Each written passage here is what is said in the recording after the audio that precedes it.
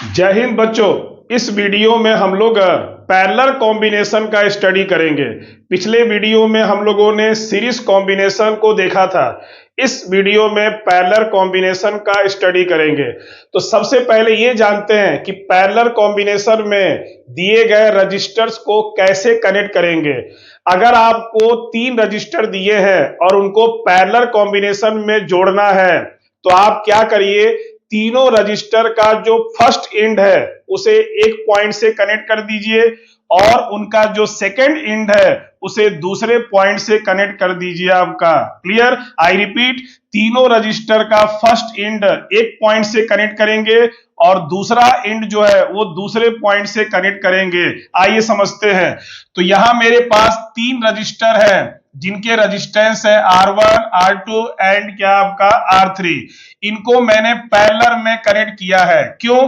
तीनों का first and A point से है और सेकंड एंड आपका B पॉइंट से आपका है। की को ऑन करते ही सेल से करंट निकलेगा और तीनों में करंट डिस्ट्रीब्यूट हो जाएगा। क्लियर? I1, I2, I3 फिर तीनों मिलकर के आपका वापस I आ जाएंगे। एक बात का ध्यान देना है कि किसी भी सेल के प्लस टर्मिनल से जितना करंट आप निकाल रहे हैं उसको वापस निगेटिव टर्मिनल में उतना ही करंट आपको देना होगा आपका। क्लियर? अब यहां ये ध्यान देना है कि पैरेलल कॉम्बिनेशन में तीनों रजिस्टर का V सेम होगा। V सेम होगा। सीरीज में I सेम था, पैरेलल में V सेम है।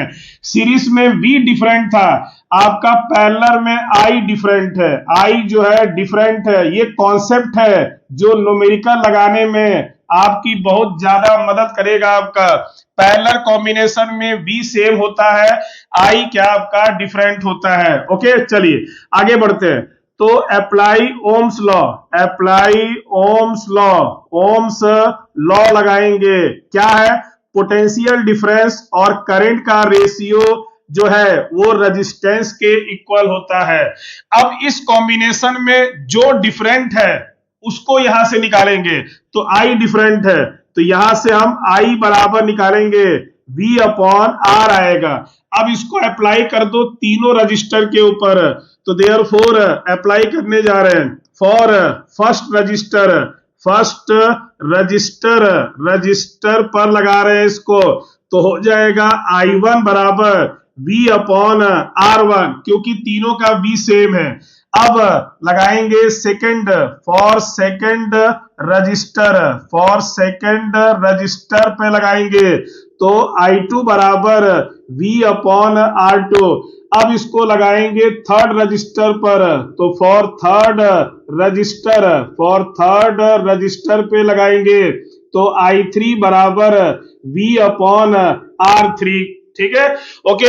अब ड्यू टू चार्ज कंजर्वेशन इस जंक्शन पर जितना चार्ज आएगा उतना ही चार्ज यहां से क्या होगा, जाएगा।